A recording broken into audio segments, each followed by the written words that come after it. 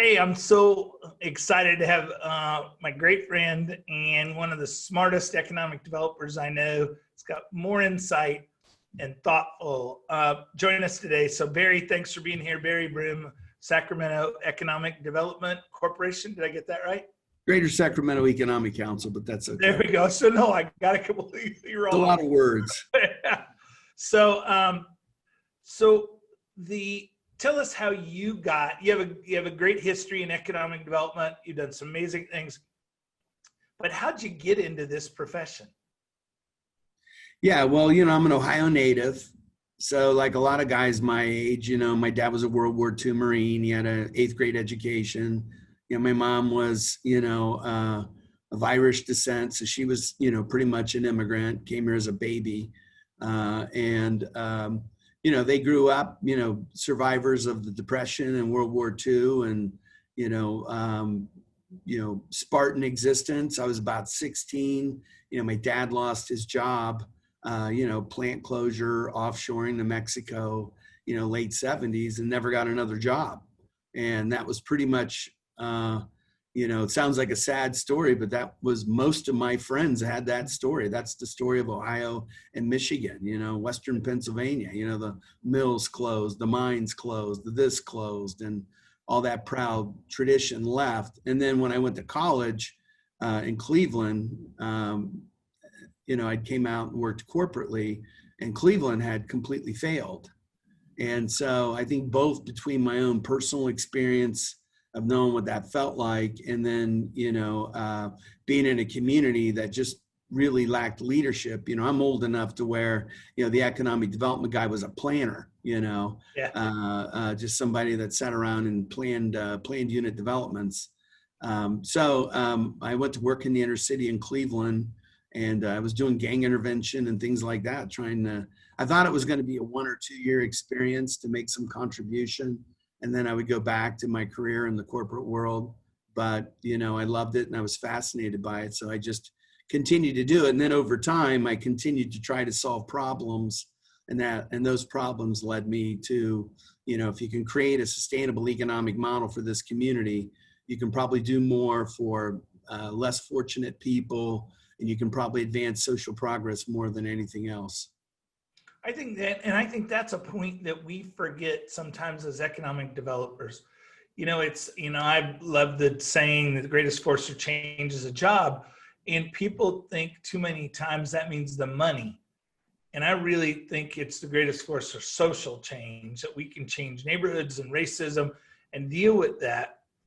And we have a time where if we're looking at, however you label it, Black Lives Matter, or this idea that we're at a precipice now in our country, that we've got to acknowledge the kind of systematic alienation economically, socially, foundationally of a big chunk of Americans. Where are your thoughts on the impact that economic development has on social engagement? What's our responsibility and what's our ability to be drivers of that change? Well, think about John Lewis at Selma, right? What was Selma? City of what? 25,000 people maybe then? A 22, 23-year-old young activist, marches across the bridge and changes history. And what I always tell economic developers is, if you look at the, Massachusetts Miracle when Harvard and MIT came together in the 80s, or you look at Research Triangle Park, you look at the work Madison, Wisconsin's done. You look at the formation of MEDC, back under John Engler. When you look at when you look at the greatness of the country, it's really the collection of a lot of activities together, inspiring each other to be more. Everybody's tried to have a brand like Austin. Everyone's tried to figure out how to build technology accelerators like Silicon Valley. So I think locally, I think as we take action and build models and execute, I think that is a pervasive network of thought processes that go throughout the country. And I think as, Camden, New Jersey solved their police violence, by completely retraining their police department. So now if you're looking at people with police issues, really, we should pick up the phone and call Camden and say, what did you do? And how did you change these excessive force numbers by 30, 40, 50, 60% to the positive? Why are your police officers happy? And why do your residents trust your police officers? So really, any one of us are sitting in a local community to where if we create a disruptive, results-oriented, replicatable best practice, we can affect change in America. I always say, I'm in Sacramento. In California, we're the little redheaded stepchild, but we are the state capital. I mean, we're not LA, we're not San Diego, we're not San Francisco, but we're the state capital. So I always say, we profoundly changed Sacramento. We're going to profoundly change California, right? That's the 5th biggest economy in the world. So what we're doing with our little team of people and mayors and CEOs, if we do it profound enough and successful enough, we'll change the 5th largest economy in the United States, and a lot of things that go on in California get watched and communicated. So that could ripple out throughout the country. So I think how we work in our own community and share that information across the board is a big opportunity. Yeah, I think that's fascinating. One of the things that you've done over the course of your career and kind of exemplified that was this idea, whether it's life sciences in Michigan, whether it's technology-driven development in Arizona, or now I know you all are working fairly hard on fintech in Sacramento, is done a good job of taking data and translating that into action that never feels like a bad copycat. It never feels, when I watch what you do and see, and we're friends, and so, I've been able to see it up close, never feels like it's, I'm just going to be like Austin, so let me read their newspaper, and I'll just copy these things that it looks like they're doing. What's that thought process that enables you to get there versus just being a bad copycat? Yeah, well, first off, shout out to the Jesuits, right? So if you go to a Jesuit university, right, there's a theory by Plato called tabula rasa. So if you want to be a great thinker, you first must wash your mind of all your previous thoughts. And I think one of the things that I don't like about the field of our field is people will take a model that they have built somewhere and done a pretty good job with it, and they will carry it into the other communities that they lead. And I'm a big believer in good leadership, having, multiple experiences like I've had, and I think when you do that, you're trying to bring a completely independent set of leadership and civic objectives, and you're just dropping it down on the town like you're a mechanic, and they're going to come along. I'll give you what I did in Kalamazoo with Southwest Michigan first. How do you originate an economy, in a region with 700,000-800,000 people, with a teaching college and a small airport, right? So if you were looking for a model, there wasn't that many out there, right? But, I kind of used to sort of try to think like a horse whisperer, right? So the community is talking to you. So since Kalamazoo, if you think about Kalamazoo, people would say, well, what's your business model? And I said, well, it looks like doctors and chemists become billionaires. So I got to go find doctors and chemists and make more billionaires. People joke, but I'm like, Stryker was a doctor and a billionaire. Upjohn was a doctor, a chemist, and a billionaire. And then when you even went down into it, and Biomed, if you know the Miller's history with Biomed, it's like there's another doctor that's a billionaire, So I was kind of joking, like, I just got to find these doctors running around in Kalamazoo. They have this incredible propensity to be billionaires. And in a weird way, that was a little bit of our life science strategy and the Stick Around campaign and some of the fun things we did during this Pfizer situation is, hey, I just need to find the right group of people to keep repurposing the authenticity of the community. So if you look at Grand Rapids, right, it just has that natural Dutch Christian Reform. I own my own business culture. And they just keep creating more businesses because that's cultural. If you tried to emulate Grand Rapids, I mean, you'd have to have, Dick DeVos and Jay Van Andel in 1955 show up and create this whole culture. So I think if you look at your community's culture, it's going to tell you things about itself. And then I think you can connect your historical culture to a modern economy with evidence. And then when you're bringing that evidence to the table, you're aligning it with a historical culture. And that's what I've tried to do, is to take the culture of the community, maintain it, and build a modern economy around that culture, and then give it information and data, and then inspire it to walk in that direction. So what would your response be, though, to the economic developer who's in, I'm going to call it a buggy whip town, a town where, whatever they were doing, what their culture, their primary industries have died or dying. And, what do they do then, of those that want to keep the culture? Well, let's just keep riding that dead horse. How do you convey, as an appointed leader, to the community leaders, we've got to change and create that sense of urgency?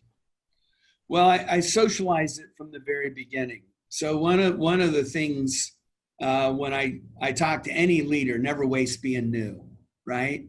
So, whenever, I have a little bit of a reputation of showing up in a town and being very disruptive. You probably know that, right? So, really? Yeah. So, when I came to Michigan, Cleveland had collapsed, right? So when I came to Michigan, people don't realize, the mid-90s, Michigan was a freight train, man. We had jobs in Michigan like nobody's business. Detroit, Ann Arbor was one of the top 4 markets in the world for innovation and technology. We were still the center of everything in cars. And, people thought that was going to go on forever. But coming out of Ohio got hit first and harder than Michigan. When I rolled into Michigan, I was very comfortable saying these things aren't going to last forever. And we need to be thinking about what it looks like when it no longer continues. And I think there's, what I did in Sacramento was I came into Sacramento, and, Sacramento's really proud of being the state capital. So I literally, when you're new, people are going to give you a break, right? I knew it would offend people, and people are still offended by it. But I would say, I hate being a government town. Here's why. It lacks ingenuity. It lacks inclusion in the economy. Well, the 258,000 people work for the government in Sacramento. So when you're running around and you're new and you're saying you hate being in a government town, by the way, all the law firms are working for the government. All the developers are building government buildings. All the banks are banking government and government people. So when you have that big of an economy, and I would start to almost borderline degrade it by saying things like, I think we're better than this, and I started that conversation right in the door. Well, guess what? As I was mentioning to you, with a $54 billion structural deficit in California, our 258,000 jobs, what's that look like in 3 years? Is that 150,000? Is it 200? So, if you trap yourself to an old economy and you try to hang on to it, it just doesn't work. And if you look at the economies that are really economies to be admired, they're always moving on to the next thing. And Silicon Valley is doing that right now. They move so quickly to artificial intelligence and machine learning. I mean, you would have thought it was 5th grade math. I don't even know how they flipped the switch.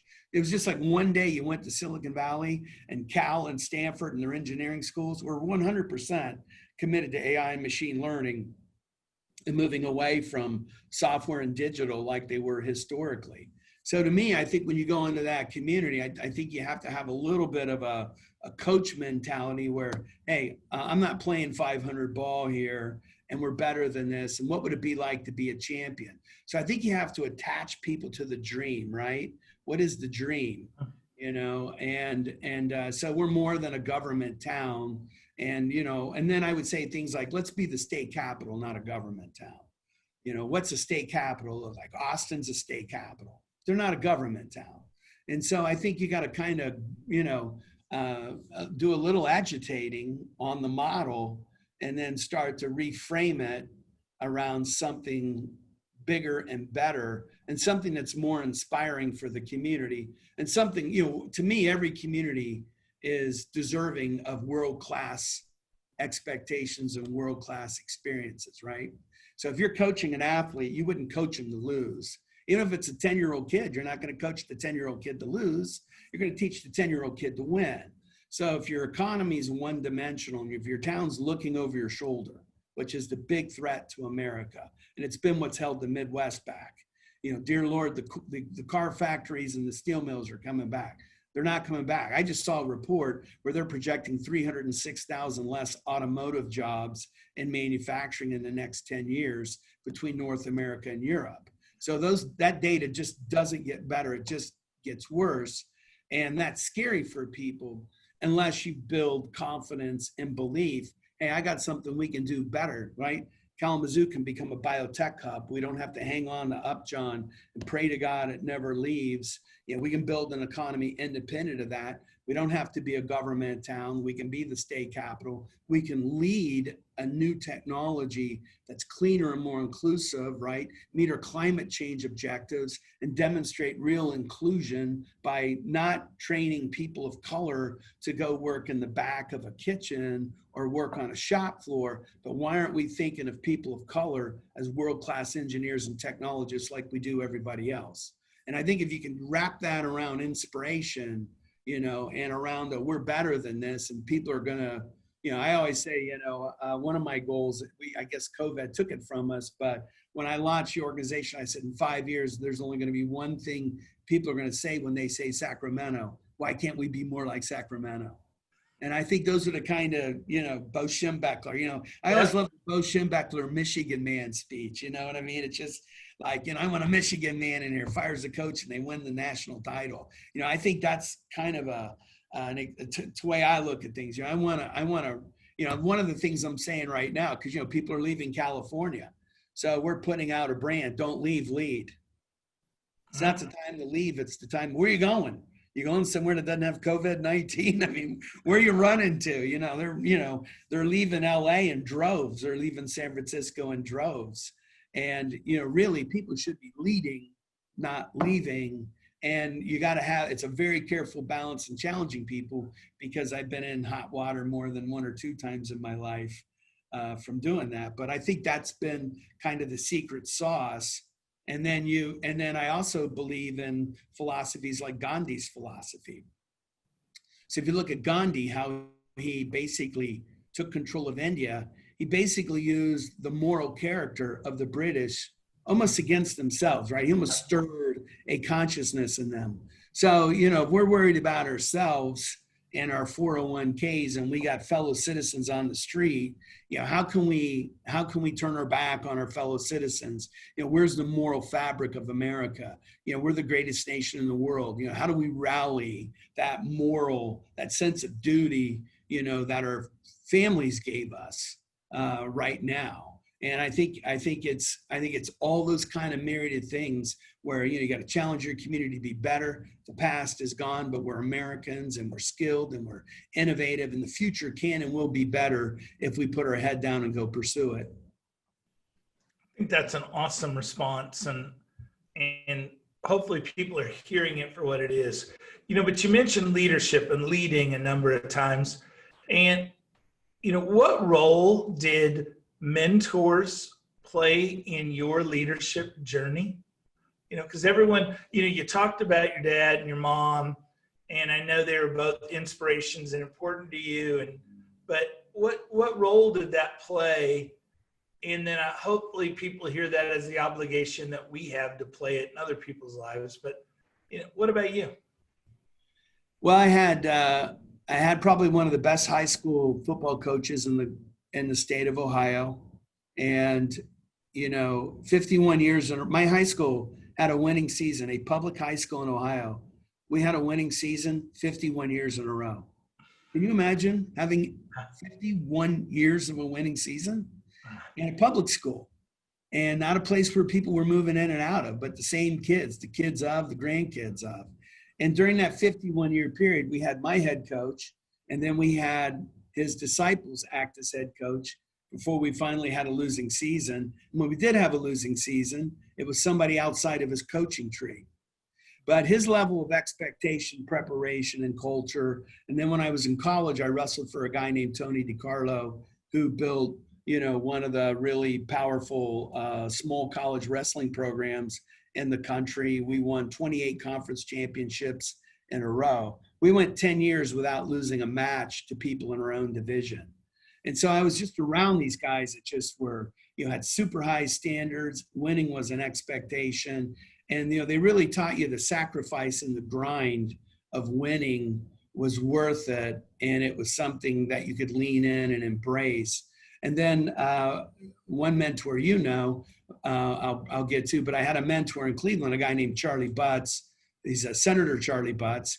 And he was a civil rights guy. And so he had a moral compass. So on one hand, I had these winning commitments of excellence. And then on the other hand, I had this mentor that had, almost a biblical moral compass. So if I was doing something that was kind of asinine, I'd get a phone call from him like, "What are you doing?" And it'd be like, "Oh my God." It was like worse than it was like your dad and your priest called you all at the same time. And then I think John Brown, when I was in, as you know, Michigan's got good people, soul of the earth people. So I think just being around John Brown and the Upjohn community, watching the generosity and commitment to Kalamazoo. I mean, John Brown showed up every day in his life and, lived in a little, $220,000 house in Portage. And his wife taught 30 years in the Kalamazoo public schools when he was worth $4 billion, Yeah. So when you're around people, I'll inject on that story a little bit. So those that don't know, Barry lived across the street. Mm-hmm. So Barry shows up first week. He's at work. He's going to hire a lawn guy to do his lawn. Yeah, good memory. Out front to do the lawn, and John Brown's mowing his own. The chairman and CEO of Stryker is mowing his own lawn. So Barry mowed his own lawn. We wished the landscapers away. I thought it was kind of silly if the guy across the street was worth $4 billion. He did his own yard work. I didn't want him looking over and thinking, who'd I hire? This guy's got pros doing his yard. I was like, get out of the yard. I'll pay you. Get out. Yeah. I wished him away. And then I came out and edged it myself. It was a funny story. There's a lot of great John Brown stories. So, what are the toughest lessons you've learned in economic development that emerging economic developers should know? Painfully, I don't know if Jill has ever told you the story about the paper plants all closing in Michigan, and that was, I will tell you, it's hard for me to talk about it today, watching the devastation of those communities that, we had those paper plants close in West Michigan. And as you know, cities like Comstock and Parchment, it was like 45% of their tax base. And so people who haven't dealt with that nationally, you're losing this plant and it's taken the school district and the police department and the fire department with it. It's not just a loss of jobs. And I think, part of, probably some of it was my Jesuit upbringing and maybe some of it was ego, but, I locked my head around, I'm going to save these 12 plants.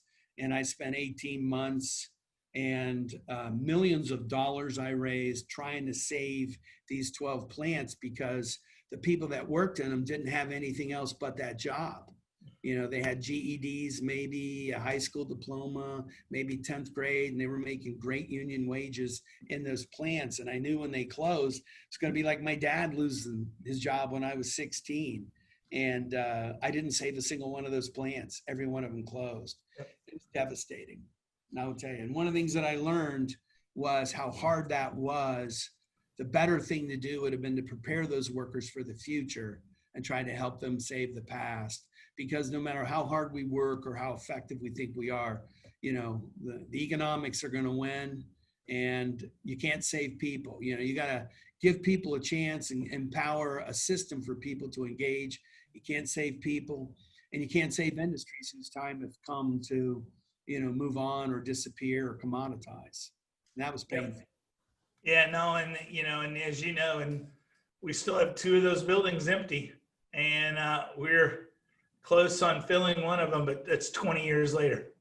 Yeah. And it's Yeah, it's still devastating. So I got time for one question, and you're the